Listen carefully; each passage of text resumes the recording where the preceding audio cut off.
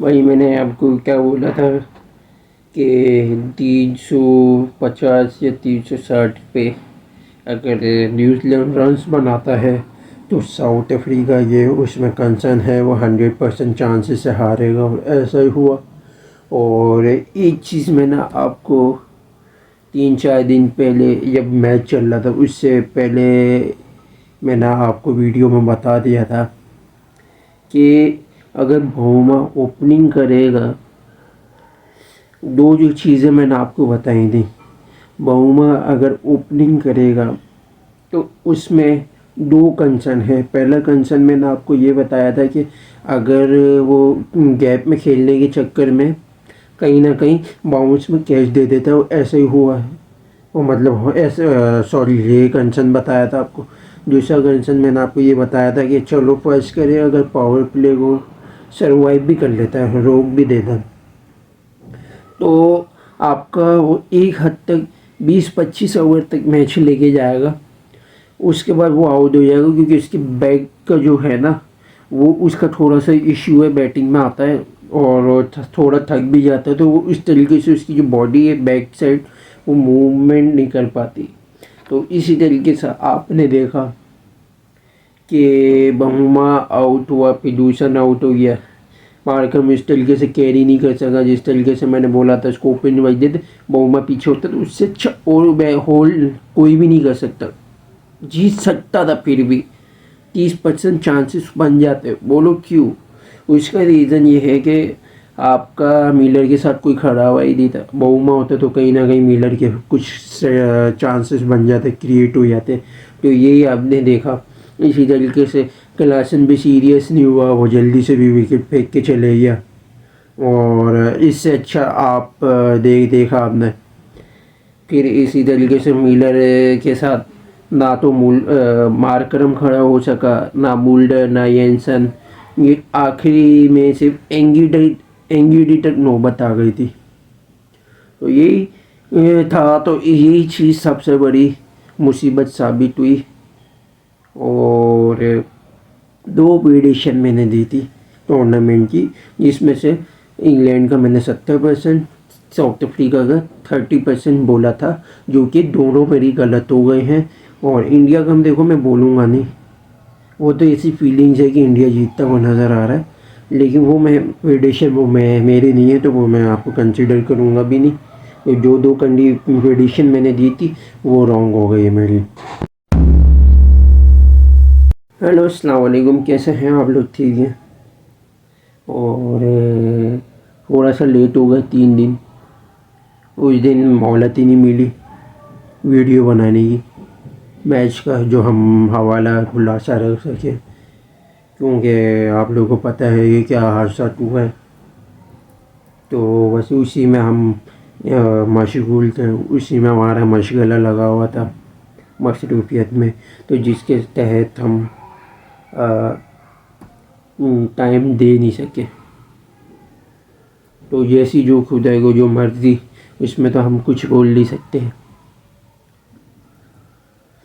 तो न्यूजीलैंड ने टॉस जीत के बैटिंग ली थी और चेस करके उन, हालांकि यहाँ पे चेजिंग कॉस्ट मानी जाती है, यानी कोशिश ये होती है कि जो टीम 300 या 300 से थोड़ा प्लस रखती तो उसको टारगेट चेज हो जाती। और ऐसा करने से बजाय इससे उलट किया न्यूजीलैंड ने, ये गनीमत मानते हुए कि 350 360 तक जाए, ताकि साउथ अफ्रीका को रोक लें। वजह न्यूजीलैंड के पास कैलिबर की बॉलिंग है कि वो कहीं ना कहीं टैकल कर जाते। अगर वो बॉलिंग भी कर लेते तब भी वो 310 या 20 तक रोक लेते, क्योंकि उस क्वालिटी की बॉलिंग है न्यूजीलैंड के पास, जो साउथ अफ्रीका की बात नहीं। स्पिन में मार्करम, महाराज भले जैसे भी हैं, लेकिन वो जैसा आपने देख लिया बॉलिंग का, मैंने आपको बताया था महाराज का कि मुश्किल ब मुश्किल एक विकेट लेगा, लेकिन 50-60 रन खाएगा, लेकिन विकेट तो डेली और 65 रन पड़े। मार्करम का भी मैंने यही बताया था कि महाराज और मार्करम मिलकर अगर 2 विकेट ले लेंगे तो सही है, वरना इनमें से कोई एक विकेट लेगा। तो दोनों ने विकेटें नहीं ली। स्पिन में मार खाया, जहाँ पे जो अच्छी खासी पार्टनरशिप जो मिली है और जिस पर 88 रन आए 14 रन और 14 ओवर पे। तो ये एक मार्जिन रह गया जिसकी वजह से अच्छी खासी पार्टनरशिप बीच में बिल्ड हुई। तो उसमें हम जैसे स्टार्टिंग ली, विलियम ने अच्छी स्टार्टिंग दी, फिर 48 पे इसकी विकेट गिर गई और एंगीडी की बॉल पे। फिर जिस तरीके से भी रविंद्र और केन विलियमसन, मैंने आपको क्या बोला था कि अगर रविंद्र पावर प्ले तक 10 ओवर तक रुक जाएगा तो 120 रन मारने की सलाहियत रखता वो करेगा, लेकिन आपने देख लिया 120 के करीब 108 रन बना।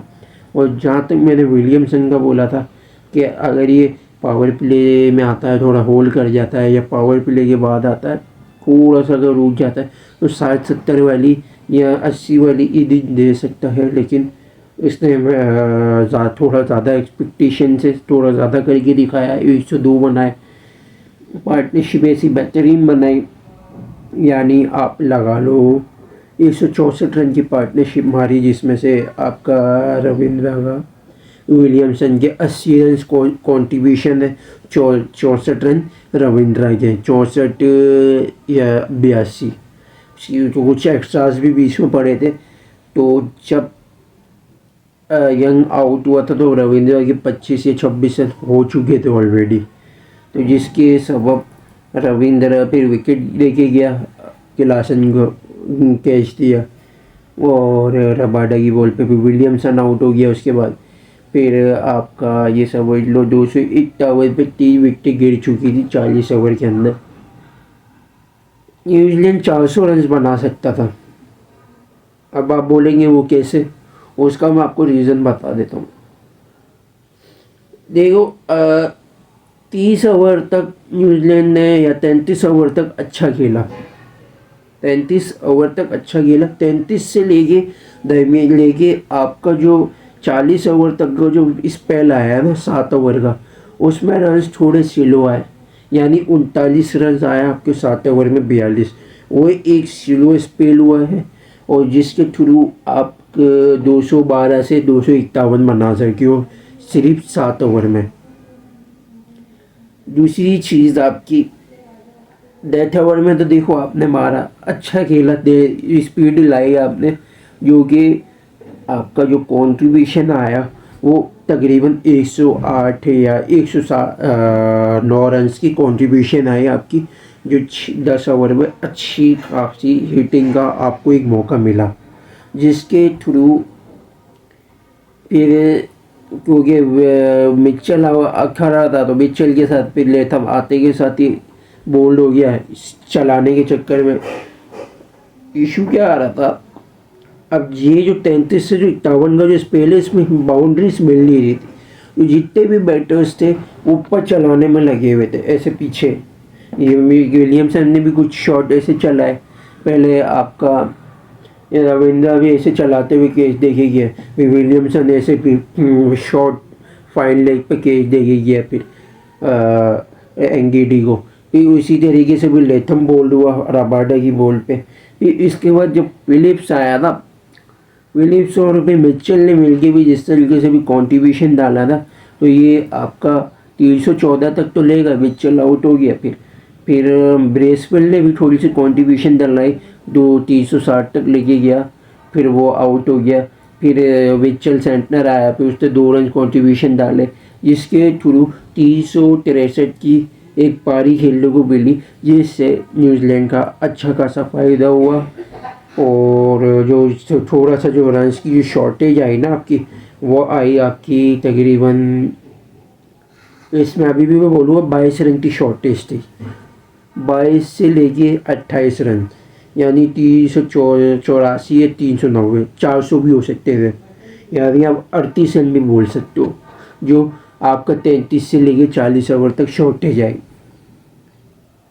ये एक जिस कैलिबर की खेली है ना, मैं उस हिसाब से मैं आपको बता रहा हूँ, वरना अदरवाइज़ ये 330 भी बना सकते थे, वहाँ थोड़ा सा फाइट भी कर लेता, फंस सकता था, मतलब 30% चांसेस मिल जाते साउथ अफ्रीका को कुछ ना कुछ करने के। इसी तरीके से भी साउथ अफ्रीका की बैटिंग स्टार्ट हुई, तो मैंने आपको जिस तरीके से बताया था कि मार्करम को रखो ताकि रिकिल्टन थोड़ा श्योर होके खेले, क्योंकि रिकिल्टन बॉल थोड़ी हिल रही थी, रिकिल्टन थोड़ा फंस रहा था। उसकी वजह ये अगर ये थोड़ा टैकल करके रोक से सिंगल डबल पे खेलता तो वहाँ पे मार्करम को अच्छी चार्जेस लेता।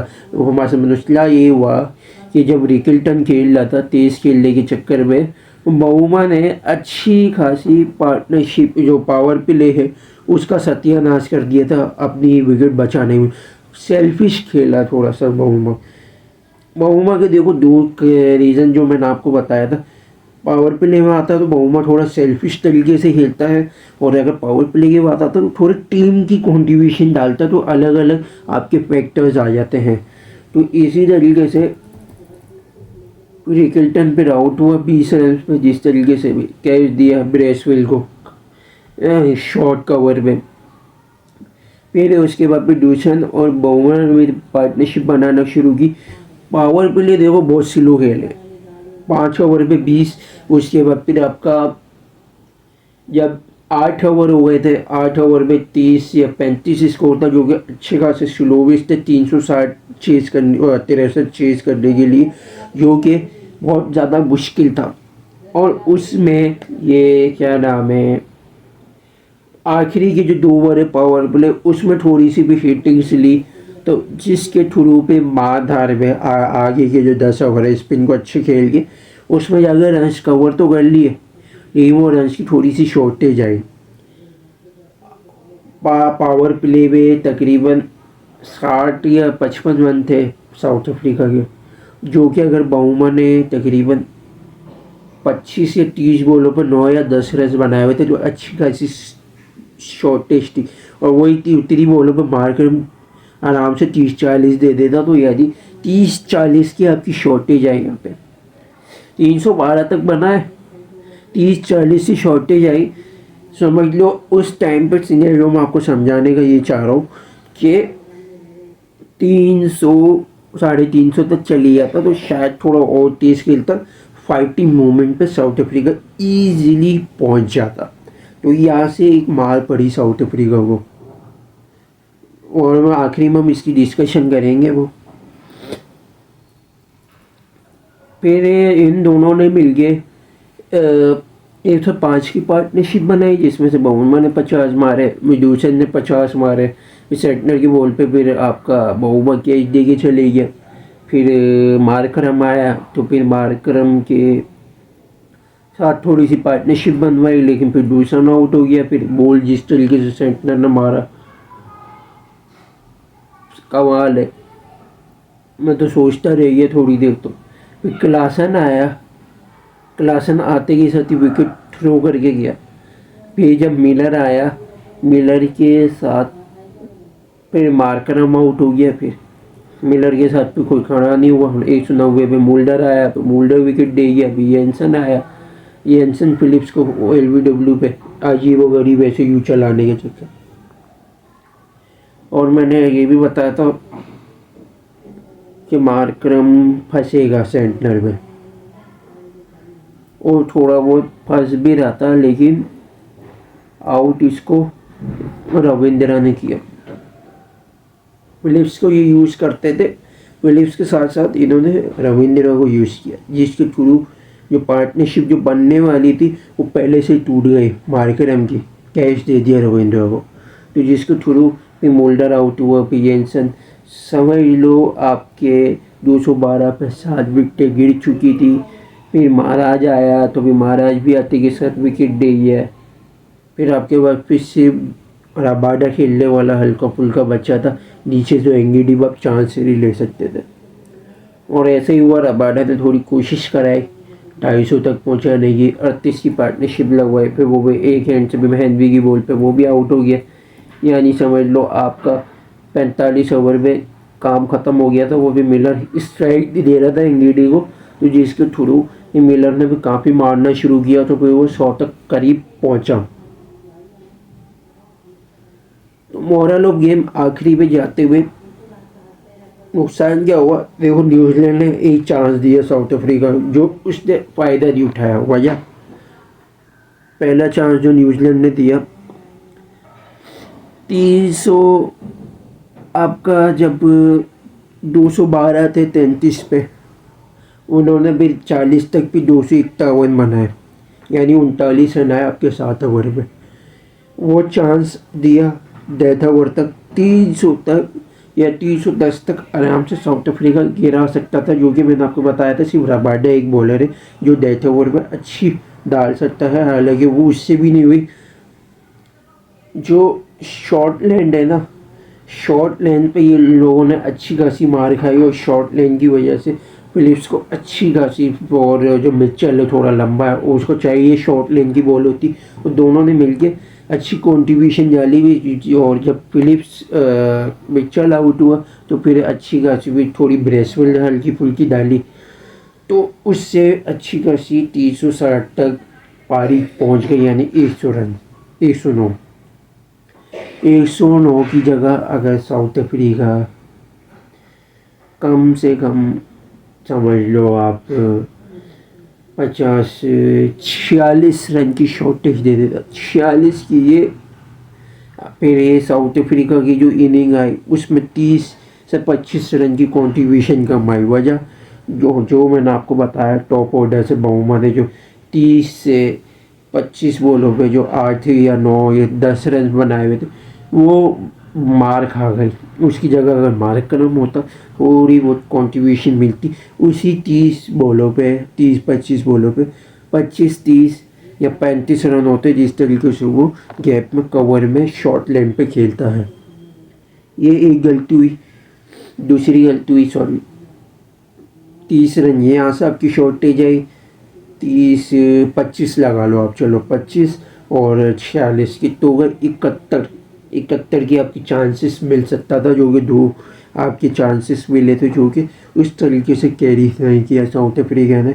अगर थोड़ी सी अगर वहाँ से रोक लेता, 46 यहाँ से 25 बना लेता, तो मोमेंटम जिस तरीके से दोनों मिलकर खेल लेते, कंट्रीब्यूशन डाल लेते, वो अच्छी खासी कोई एक भी अगर खड़ा हो जाता थोड़ा प्रेशर कम में, उसमें ये फ़ायदा हो जाता साउथ अफ्रीका का कि 300 तक ईजिली पहुंच जाते। जब तक मिलर के साथ कोई ना कोई एक खड़ा हो जाता तो प्रेशर में नहीं आता, सिर्फ अकेला मिलर को नौबत नहीं आती खड़े होने की, जिसके थ्रू अच्छी खासी फाइटिंग ईजिली को पहुंच भी जाता और पहुंचने के थ्रू टारगेट चेज भी हो जाता। तो ये साउथ न्यूजीलैंड से गलती हुई, उसका फ़ायदा नहीं उठाया साउथ अफ्रीका ने। वहाँ साउथ अफ्रीका ने गलती की, न्यूजीलैंड ने पहले की थी गलती, उसके बाद साउथ अफ्रीका ने की, ये वापस भी स्टार्टिंग में बैटिंग की। ये दो जो मार्जिन जो मैंने आपको बताया ना, ये 2 मार्जिन साउथ अफ्रीका की सेमीफाइनल में जानलेवा साबित हुआ, और इसी तरीके से न्यूजीलैंड फाइनल में पहुंच गया। और अब मुमकिन है कि फाइटिंग मूवमेंट दे सकता है वो इंडिया को, तो उसकी हम इंशाल्लाह कल वीडियो बनाएंगे सारी डिटेल के साथ, पिच रिपोर्ट और सब के हवाले से, तो वो भी आपको कल मिल जाएगी इंशाल्लाह। और लाइक और शेयर और सब्सक्राइब जरूर करिएगा, बेल आइकन को ज़रूर क्लिक किएगा। Thanks for watching video. अल्लाह हाफिज़।